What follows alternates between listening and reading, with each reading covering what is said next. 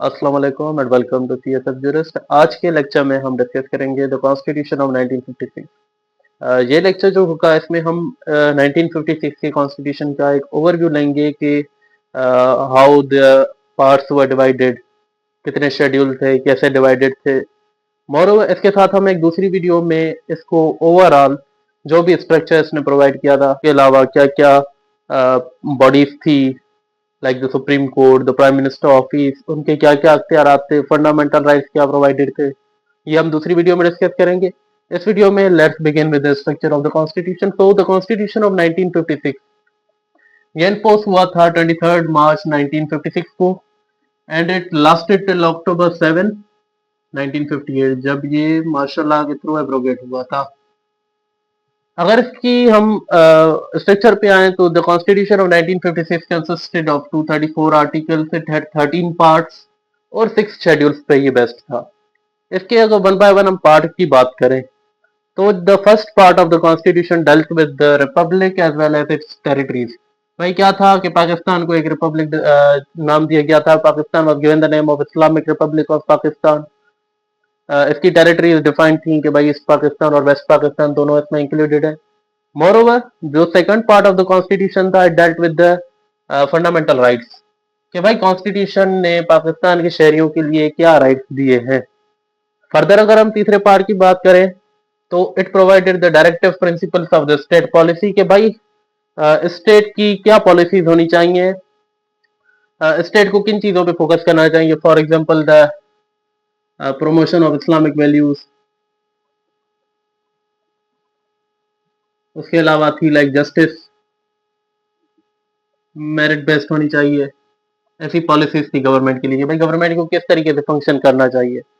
जो हमारा fourth part था कॉन्स्टिट्यूशन का, it dealt with the federation कि भाई फेडरेशन का स्ट्रक्चर क्या होगा, who will be the governing authority at the federal level. उसके अलावा अगर फिफ्थ की बात, तो fifth part dealt with the provinces कि भाई प्रोविंसेस के क्या क्या स्ट्रक्चर होगा उनका। जो sixth part of the constitution था, it dealt with the relation between the federation and the provinces. मजीद अगर इसके सेवेंथ पार्ट की बात की जाए तो भाई it provided for the property contracts and suits के भाई ऑल ओवर सिंपल टर्म्स में टैक्सेशन के जो मामला थे वो कैसे डेल्ट होंगे, या उसके अलावा जो प्रॉपर्टी वगैरह के इश्यूज होंगे। फर्दर अगर हम बात करें एट्थ के पार्ट की तो इट डेल्ट विद इलेक्शंस, भाई के इलेक्शंस कैसे होंगी, like how will be the election of national assembly be held, how will be the elections of president. अगर हम इसके नाइन्थ पार्ट की बात करें तो it dealt with the judicial structure, जिसमें सुप्रीम कोर्ट के बारे में डिस्कस किया गया था, जो फेडरल कोर्ट थी हमारी पहले। उसके अलावा जो इसका टेंथ पार्ट था, it dealt with the services of Pakistan, जो भी सर्विसेज थी उनके बारे में डिस्कस किया गया था। फॉर एग्जांपल एयरफोर्स होगी, नेवल होगी। अगर इसके हम 11th पार्ट की बात करें तो it provided for the emergency provision कि भाई नेशनल इमरजेंसी कभी अगर लग गई, फॉर एग्जांपल, या फंडामेंटल राइट्स का मतलब जो है वो सस्पेंड किए जा सकते हैं किस सूरत में। अगर हम इसके 12th पार्ट की बात करें तो it provided the general provision. General provision में क्या था भाई के like how will be the smooth functioning of the state work, कैसे कैसे एडोप्टेशन होंगी। अगर इसके 13th पार्ट की बात करें जो लास्ट पार्ट था, it had the temporary and transitional provision.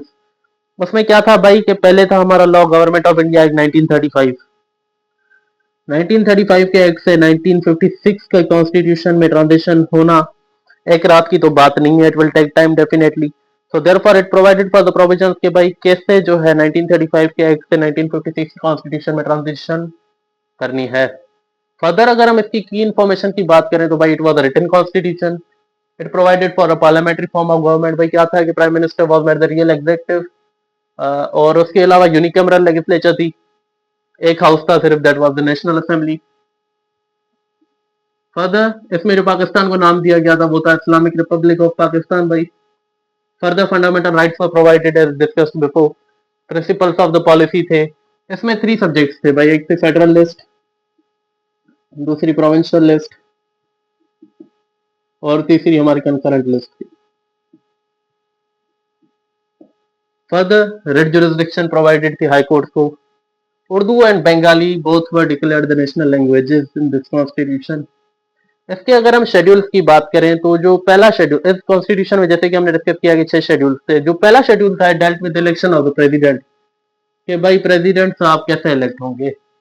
Second जो था it dealt with the oath and affirmation, कि भाई ओथ और अफर्मेशन कैसे ली जाएगी, प्रेसिडेंट हो गए या दूसरी ऑफिसेज हो गई उनकी।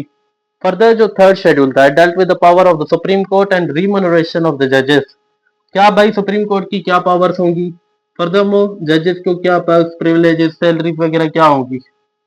जो फोर्थ शेड्यूल था कॉन्स्टिट्यूशन ऑफ 1956 का, it dealt with the remuneration and privileges of the president, national assembly के जो स्पीकर थे, डिप्टी स्पीकर, मेंबरान थे, या प्रोविंशियल असेंबलीज के जो भी मेंबरान थे, उनकी सारी रेम्यूनरेशन, प्रिविलेजेस, सारा कुछ इसमें डिस्कस था।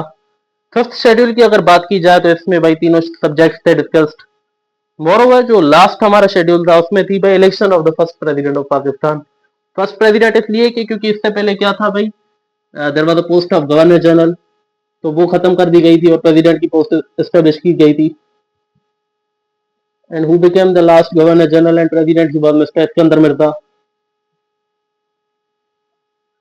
इसके साथ हम इस वीडियो को एंड करते हैं। मजीद जो अगला लेक्चर होगा उसमें हम डिस्कस करेंगे कि फेडरल स्ट्रक्चर कौन सा था, what powers were, how the powers were distributed along with, what was the structure of judiciary, fundamental rights क्या थी, या उनके अलावा directive principles of state policy कैसी थी, प्रोविंसेस के पास क्या अख्तियार आते, ये सारा कुछ हम अगली वीडियो में डिस्कस करेंगे। तो हमारे चैनल के साथ जुड़े रहें, चैनल को लाइक, शेयर और सब्सक्राइब जरूर कीजिएगा। वीडियो अच्छी लगी हो तो कमेंट भी कीजिएगा।